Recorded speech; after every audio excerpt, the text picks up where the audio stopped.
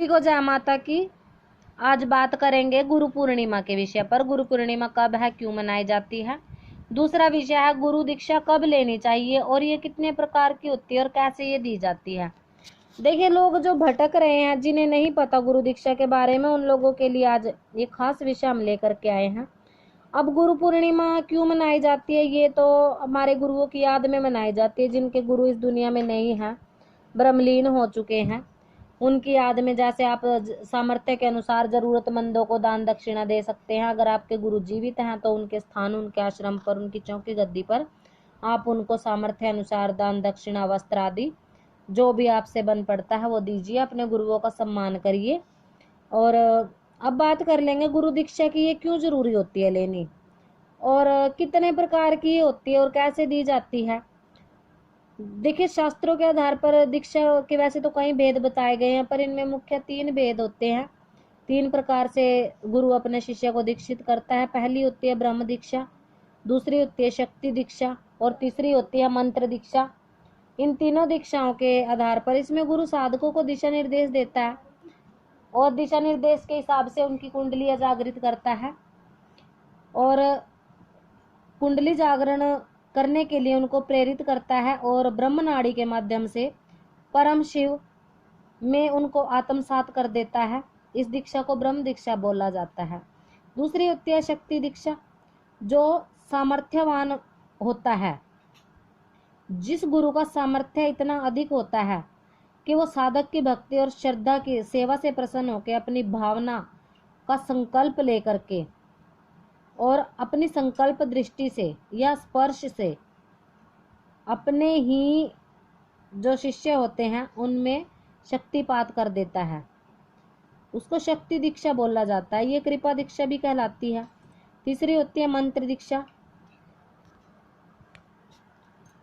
ये मंत्र दीक्षा होती है, इसके रूप में जो ज्ञान व दीक्षा गुरु से हमें मंत्र के रूप में प्राप्त होता है उसे मंत्र दीक्षा कहा जाता है।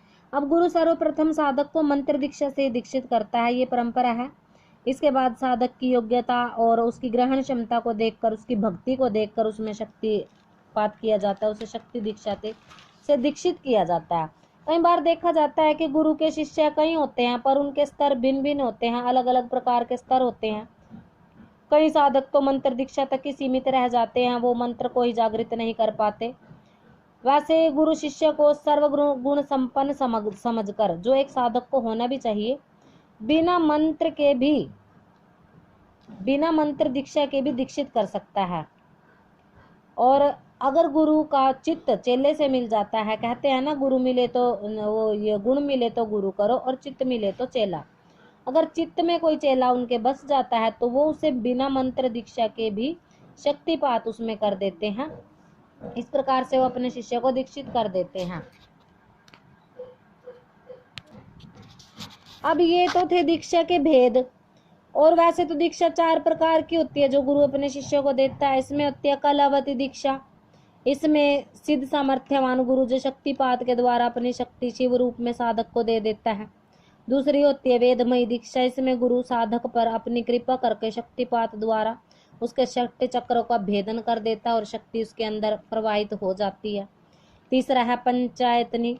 इसमें देवी विष्णु, शिव, सूर्य, गणेश, 5 देवताओं में से एक को प्रधान देवता मानकर वेदी के मध्य में स्थापित करता है और पूजा एवं साधना के माध्यम से उनको दीक्षित करता है। बोला जाता है ना, कई सेवक साधक बोलते हैं कि हमें साधना करनी है, गुरु ने हमें ये साधना दी है। देखिए, ये बहुत ही लंबा प्रोसेस होता है और ये वैदिक जो शास्त्रों के आधार पर दी गई दीक्षा होती है ना, उसमें साधनाएं करवाई जाती हैं। बट हम आपको बता देते हैं कि हमने तो जो गुरु दीक्षा गुरु और शिष्य परंपरा से चली आ रही है, जो शक्ति दीक्षा है, हम शक्ति दीक्षा से अपने गुरु से दीक्षित हुए हैं, क्योंकि सवारी पहले से ही आती थी और माता रानी में श्रद्धा भक्ति बहुत ज़्यादा थी और इसी श्रद्धा भक्ति से प्रसन्न होकर हमें सवारी प्राप्त हुई। और गुरु ने हमें बिना मंत्र दिए ही, हमें मंत्र तो बाद में मिले हैं, पहले ही शक्तिपात हमारे अंदर शक्ति का कर दिया गया, क्योंकि जो हमारी सवारी खेल रही थी वो कुल देवी की थी और बड़ी शक्ति के साथ उन्होंने शक्तिपात हमारे अंदर किया। तो हम शुरू में ही जो है शक्ति दीक्षा से दीक्षित हुए और ये जो साधनाएं करते हैं ना लोग, हमें ये काली की साधना करनी है, हमें बजरंगी की साधना, हमें शिव साधना करनी है, ये देखिए शास्त्रीय आधार होता है और इसमें बहुत ही अधिक समय लग जाता है साधक को शक्तिपात करवाने में, क्योंकि आपको सवा सवा महीना या फिर ये 52 दिन की जो साधनाएं दी जाती हैं मंत्र से दीक्षित करके, आपको मंत्र दीक्षा दे करके कि आपने ये मंत्र इतने दिनों तक जगना है, और इसका जपने जपते जपते जब पुरुष चरण इसका होता है उसके बाद इसका हवन तर्पण मार्जन करके आपकी साधना सफल होती है। और उसके बाद बोला जाता है ना कि आपको ये हो जाएगा, आप गुरु से मिलते रहिए, शक्ति अपने आप आपको ये देगी दर्शन। देखिए वो मंत्रों का प्रभाव होता है कि शक्ति आपको स्वप्न के माध्यम से, ध्यान के माध्यम से दर्शन देने शुरू कर देती है। बट जब आपकी साधना पूरी हो जाती है तो गुरु आपके अंदर शक्ति के जो होती है उसके ऊपर उसने जो शक्ति जगा रखी होती है उसकी आपके अंदर शक्तिपात करता है और आपको दीक्षा दे दी जाती है। तो चौथी जो दीक्षा होती है क्रम दीक्षा होती है, इसमें साधक को धीरे धीरे गुरु भक्ति के द्वारा मंत्रों व साधना व शास्त्रों का ज्ञान विकसित किया जाता है।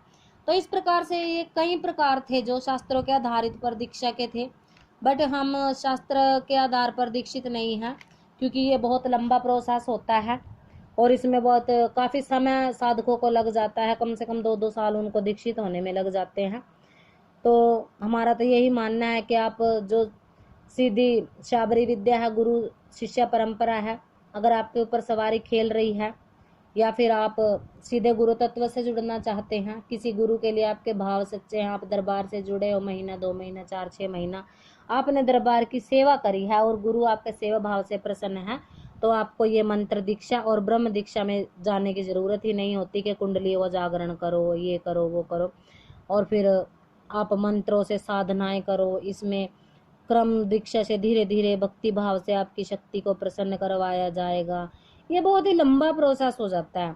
तो आप सीधे सीधे अपने गुरुओं की सच्चे मन से सेवा कीजिए, वो आपको सीधे ही शक्तिपात करवा देते हैं। ये जो स्पर्श के माध्यम से भी होता है, दृष्टि के माध्यम से भी होता है, अलग अलग माध्यम होते हैं, क्योंकि हमारे गुरु ने जो है हमारे सीधे ही वो दृष्टि के माध्यम से शक्तिपात करवाते हैं, आंखों से आंखें मिला करके दृष्टि के माध्यम से करवा दिया जाता है और हमें भी उसी गुरु परंपरा से जोड़ा गया है, हम भी दृष्टि के माध्यम से ही शक्तिपात का सबको करवाते हैं। तो आशा करते हैं आपको जानकारी इसमें पसंद आई होगी।